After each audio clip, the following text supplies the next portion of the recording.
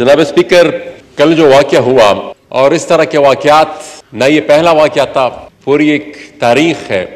और इसी तरह के वाक़यात के बारे में हमारे पश्तो के एक शायर साहब शाह साबिर साहब, जिनके अशार मैं अक्सर अपनी जलसों में अपनी तकारीर में कहता हूँ, और वो कहते हैं कि सदा जलूस सदा जलसे सदा गजा शहीदान मुंग बेहुनर पुख्तनो सरा वला शहीदान और पमैदान मा जंगवी माला शाह बसेरा कवि हो ब्या द मैदान पवेश के नमनी जमा शहीदान और मुंगा द यो जंग न खबर न शुचाओ गटो मुंगा द हर जंग न रवड़ी दी बला शहीदान।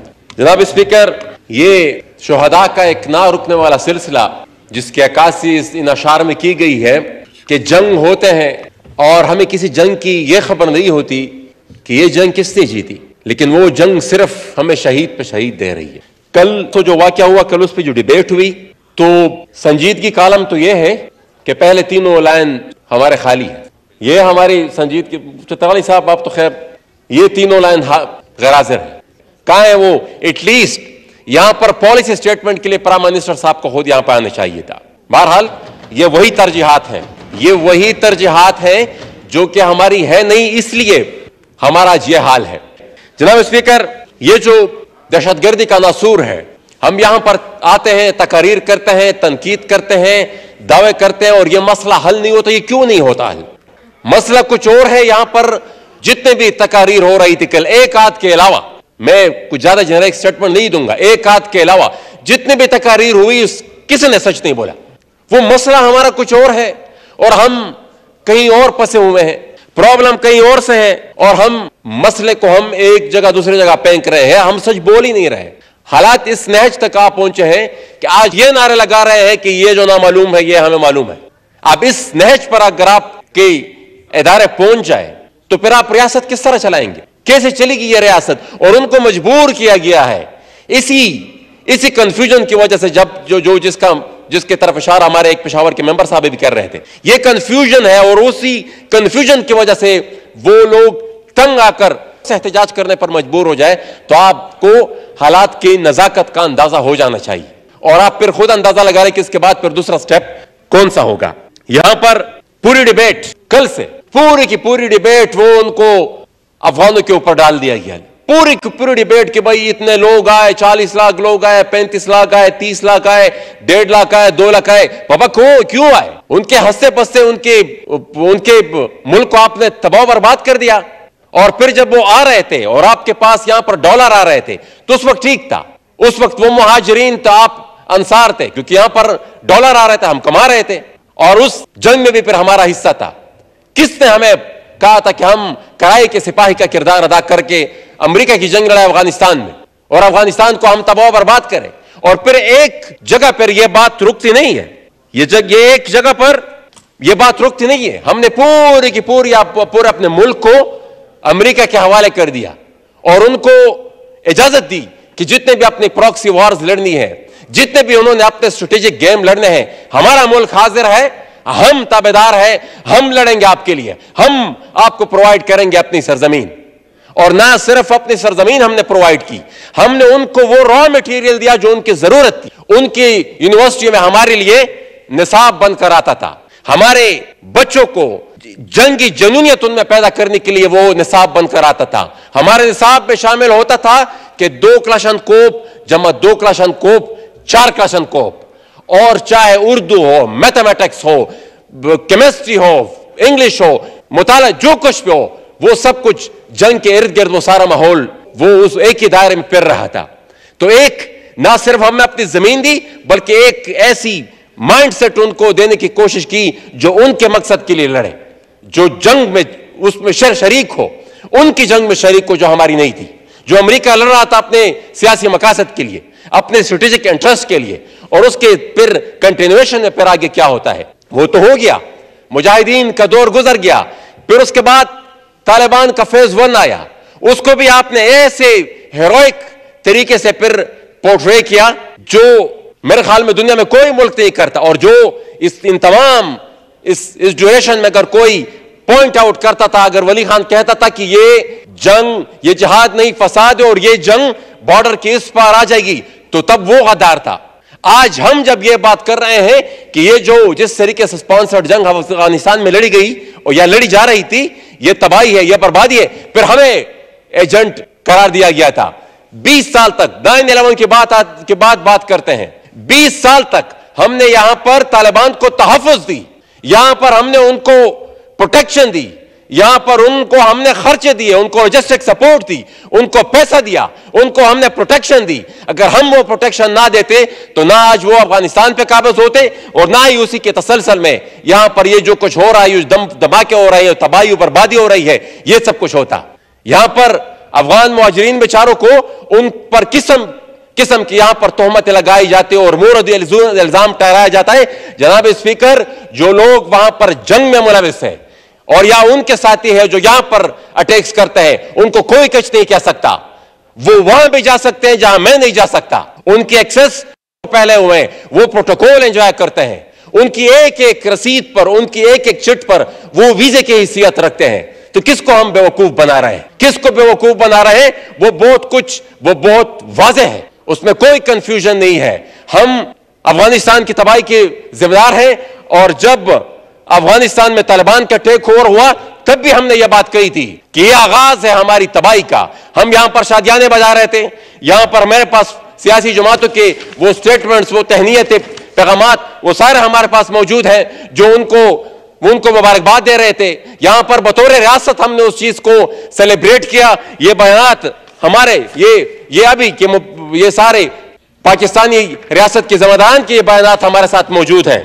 कोई कह रहा था तालिबान, अभी रिसेंट की बात है खैबर पख्तूनख्वा हुकूमत की, तालिबान यहां पर ये जंग के लिए स्वात नहीं आए थे, ये फॉरेन मिनिस्टर साहब करते थे, तालिबान ज़हीन लोग थे, तरक्की चाहते थे। ये हमारा साबिका वजीर खारिजा शाह महमूद कुरैशी साहब की स्टेटमेंट है। ये खान साहब कुछ और कह रहे थे, उन्होंने कह देते गुलामी की जंजीरें तोड़ दी। वो उनका ये स्टेटमेंट भी है कि तालिबान के नजरियात से पाकिस्तान को कोई खतरा नहीं है। ये मुख्तलिफ बयानात ये हमारी ही सियासी क़यादत और मुल्क के रिस्पॉन्सिबल ओहदों पर रहने वाले लोगों ने यहां पर दी। और फिर उसके बाद क्या हुआ? जब हम चीख रहे थे 20 साल से कि ये एक ही लोग थे, ये एक ही लोग हैं, चाहे अफगान तालिबान वहां पर या ये पाकिस्तान में तालिबान लड़ने वाले, ये सारे एक ही लोग हैं, लेकिन हमारी बात पे उस वक्त कान नहीं धरा गया। अब फिर वो साबित हो रहा है। कभी देखा है आपने? पहले तो हम ये बहाना बनाते थे कि भाई ये जो हो रहा है, ये अफगानिस्तान में इंडिया नवाज हुकूमत है, वो यहां पर ये सब कुछ टीटीपी को सपोर्ट कर रही है। अब तो हमारी चहीतों की हुकूमत है, अब कौन कर रहा है उसको? अब कौन सी एजेंसी दुनिया की इन लोगों को सपोर्ट कर रही है? बुनियादी तौर पर मसला यह है कि हमारी एजेंसियों ने, हमारी जर्नलों ने यहां पर तहफ़्फ़ुज़ दी अफगान तालिबान को। उन्हीं तालिबान ने फिर आगे जाकर टीटीपी को सपोर्ट किया और उसने जाकर फिर वो हमारे बच्चों को मारा। जनाब स्पीकर, एक बात बहुत क्लियर है, जिस दिन तक हमारे पड़ोस में अफगानिस्तान में तालिबान काबिज रहेंगे, पाकिस्तान समेत पूरी रीजन में अमन नहीं आ सकता। यह एक हकीकत है। नजरियात हर किसी के अलग अलग होंगे, लेकिन यह इस हकीकत है, इसको कोई जुटा नहीं सकता। अब मैं इस पर आऊंगा। कल यह भी डिबेट हुई कि खुदकश पंजाब में जब होता था तो कौन थे? वो तो उनका ताल्लुक भी पंजाब से नहीं था। तो जनाब स्पीकर, मैं सिर्फ एक बात कहूंगा कि खुदकश अगर हमारे इलाके से उनका ताल्लुक था भी, तो उनको ट्रेन करने वाला कर्नल इमाम और जनरल हमीद गुल ये कौन? और हम ये नहीं कहते कि दहशतगर्दी कहां, हम किसी सूरत दुनिया के किसी कोने में भी उसको जस्टिफाई नहीं कर सकते, लेकिन यह तकाबुल भी दुरुस्त नहीं था जो कल यहां पर हो रहा था। इन तमाम 46-66 हजारों में पंजाब में सिर्फ 2500 नुकसानात हुए हैं। हम चाहते हैं कि एक भी ना हो, लेकिन यह कोई कंपैरिजन ही नहीं है। मैं रहा हूं, तबाह बर्बाद मैं रहा हूं, मईशत मेरी तबाह हो गई, नस्ल मेरी तबाह हो रही है, और ये इसको इसी प्रिज्म से देखना होगा। जनाब स्पीकर, यहां पर मैं तो मौजूद नहीं था, लेकिन फिर जो सोशल मीडिया पर मैंने देखा कि बातें हुई कि ज़रब अज़ब तरस के एक और ऑपरेशन की भी जरूरत है। तो ज़रब अज़ब में कौन सा तीर मारा गया था? उसमें कौन सी अचीवमेंट हुई थी? हमारे घर में स्मार हुए, हमारे बाजार में स्मार हुए, कंबल और फ्रिज और फ्रीजर वगैरह ये उड़ गए थे, ये गायब हो गए थे। कौन से दहशतगर्दी खत्म हुई? कोई दहशतगर्दी खत्म नहीं हुई।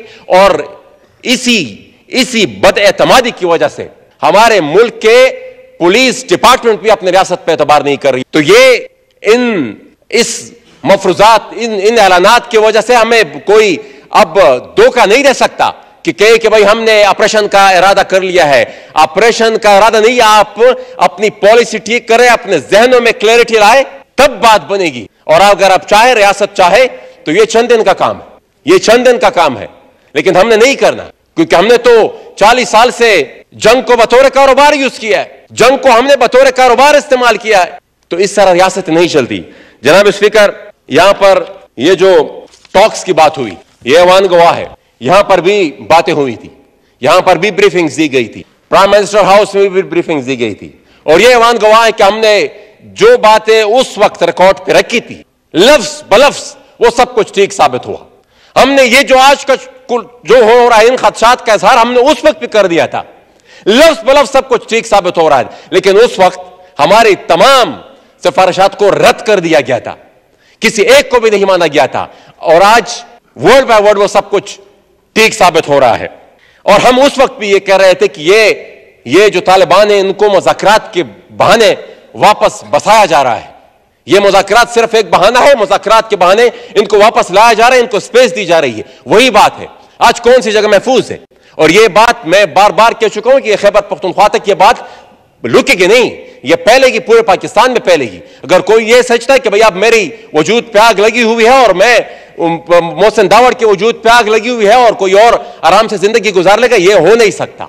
यह आग फैलेगी। ये जब अफगानिस्तान में भी थी, उस वक्त यहां पर यह क़यादत कह रही थी कि ये यहां पर आएगी, ड्यूरेंट क्रॉस करके आएगी। अब जब खैबर पख्तूनख्वा में है तो उससे पूरे मुल्क में फैलेगी। ये रुकने वाली नहीं है। जनाब स्पीकर, हमने हमेशा वेस्टर्न इंटरेस्ट, अमेरिका के इंटरेस्ट की बात की है, उनका ख्याल रखा है। वो भी अभी भी वो और क्या चाहते हैं।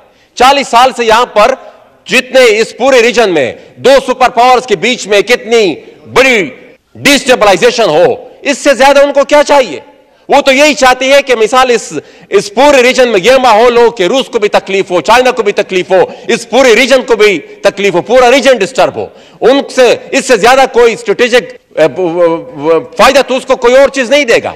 तो ये जो 40-45 साल से वो इस जंग को लेकर कभी एक नाम से, कभी दूसरे नाम से, कभी तीसरे नाम से, और अब ये जो वॉर ऑन टेरर का दूसरा फेज उन्होंने दोहा एग्रीमेंट के बाद शुरू किया है, ये बहुत ही खतरनाक है।